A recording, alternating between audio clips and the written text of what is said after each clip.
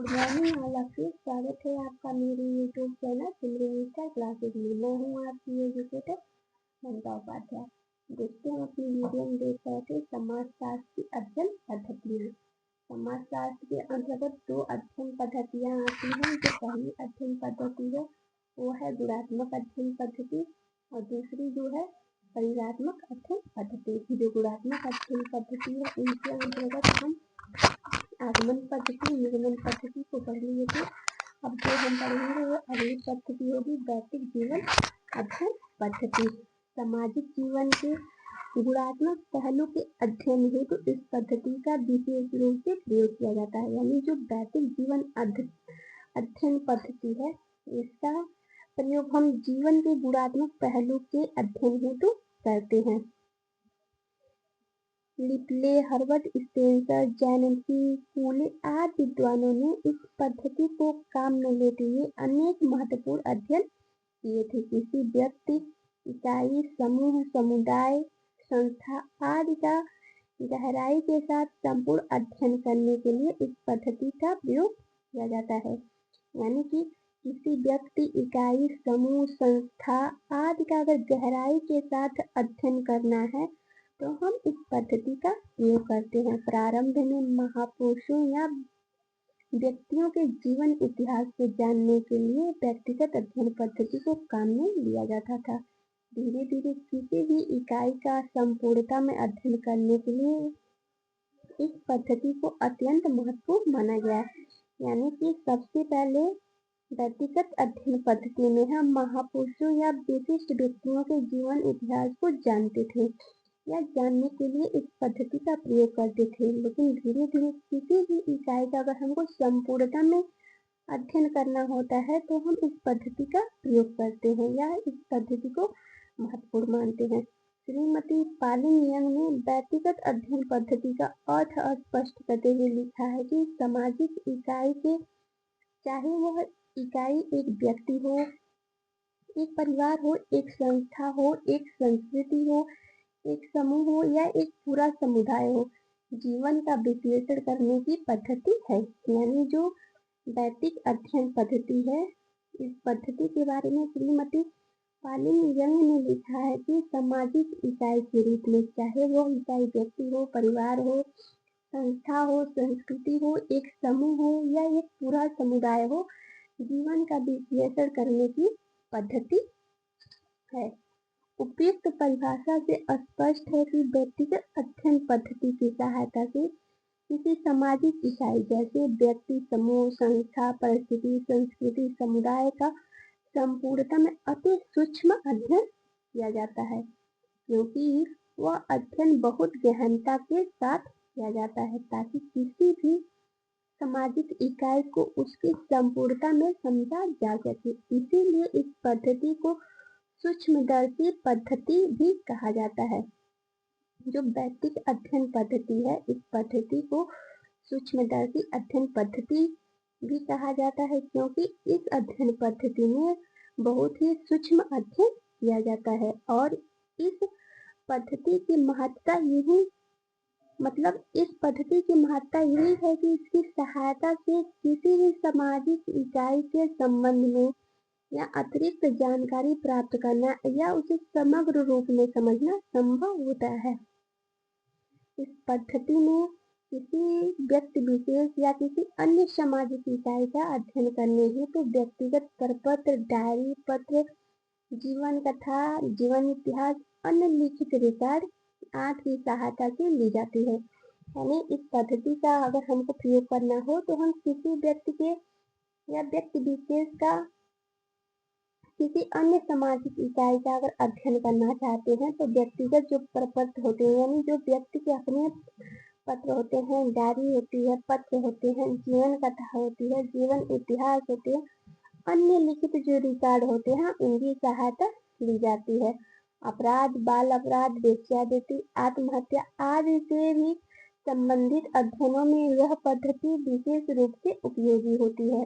इस पद्धति की अपनी कुछ सीमाएं भी हैं जो इस प्रकार हैं। जो पहली सीमा है वह है कि इस अध्ययन पद्धति के निर्देशन प्रणाली पर आधारित नहीं होने के कारण कभी कभी ऐसी इकाइयों का चुनाव भी कर लिया जाता है जो समग्र या पूरे समूह का प्रतिनिधित्व नहीं करती हैं, यानी कि जो व्यक्तिगत अध्ययन पद्धति है वह निर्देशन प्रणाली पर आधारित नहीं है और कभी कभी इसी वजह से ऐसी इकाइयों का चुनाव कर लिया जाता है जो समग्र या पूरे समूह का प्रतिनिधित्व नहीं करती है और ऐसी दशा में जो प्राप्त निष्कर्ष होते हैं वो सारे समूह की विशेषताओं को प्रकट नहीं कर पाते हैं।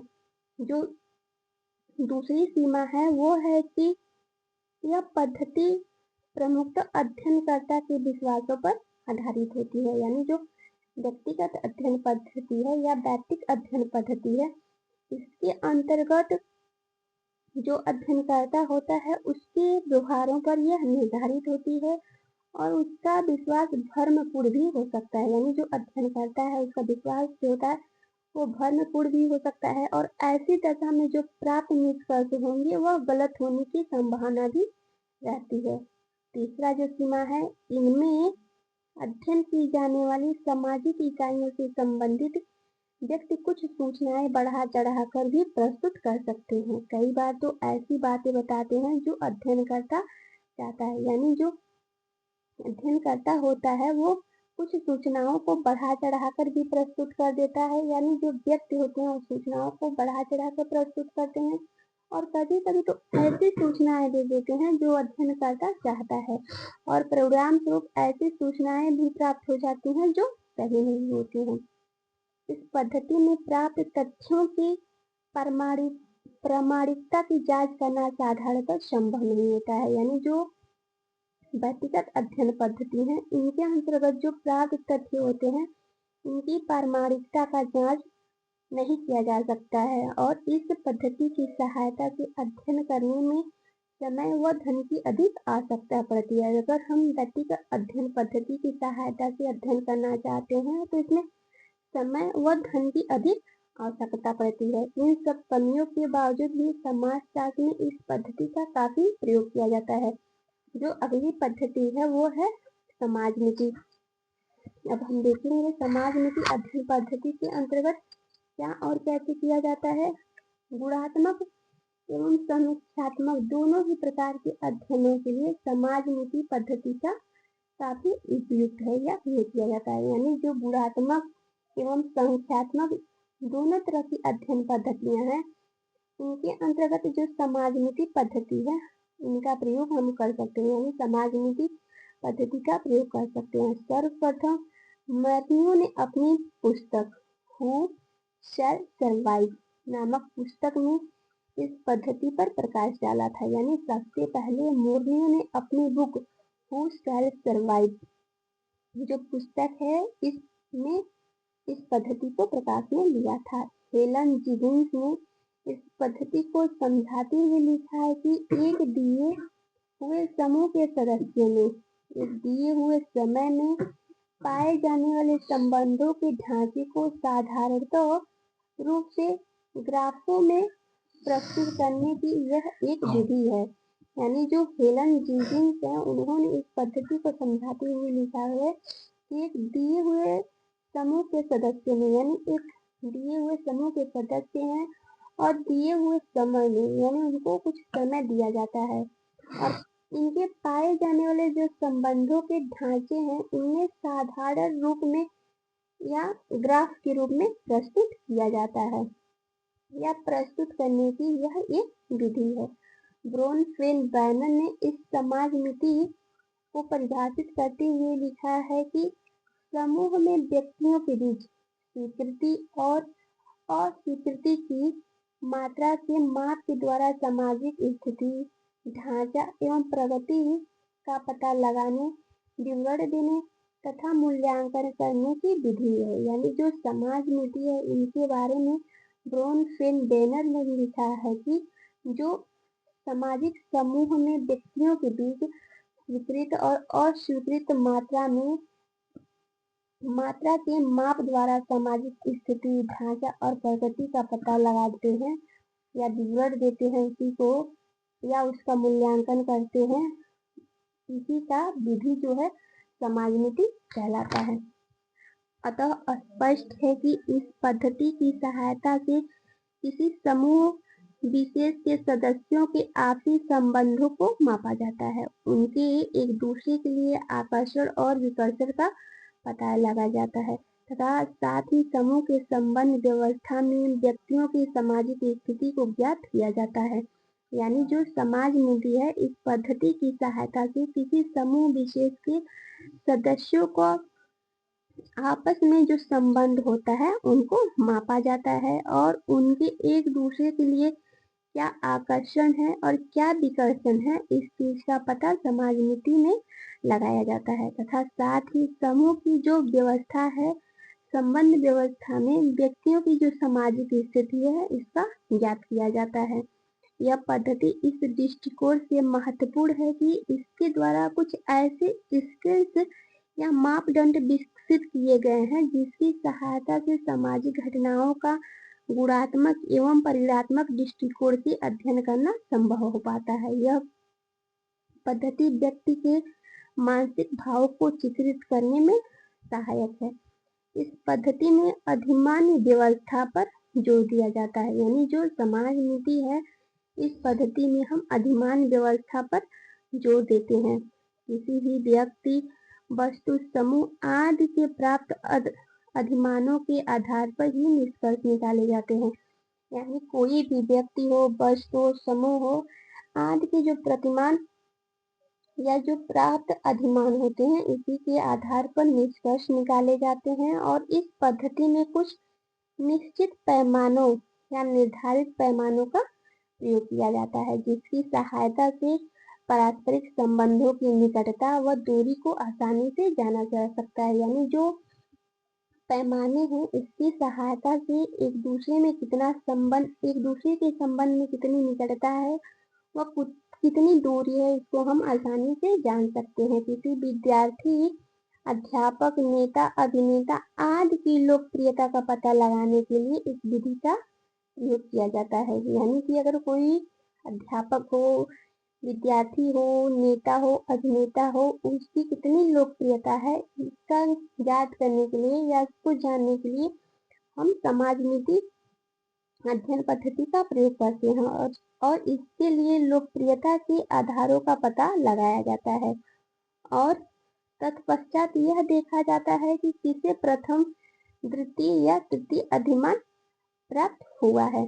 प्रत्येक अधिमान के निश्चित अंक होते हैं और जिसे सर्वाधिक अंक मिलते हैं उसे सबसे अधिक लोकप्रिय माना जाता है। जिस प्रकार वर्षा की मात्रा या तापक्रम में होने वाले परिवर्तनों को पता लगाने के लिए निश्चित पैमाने होते हैं, उसी प्रकार सामाजिक घटनाओं को मापने या उनकी वास्तविकता को समझने के लिए समाज नीति के पैमानों का प्रयोग किया जाता है। इस पद्धति की सहायता से या इस पद्धति के अंतर्गत समाज चित्र अथवा समाज सारणी की सहायता से तथ्यों की व्याख्या एवं स्पष्टीकरण किया जाता है। अगला जो अध्ययन पद्धति है वो है सामाजिक दूरी का पैमाना।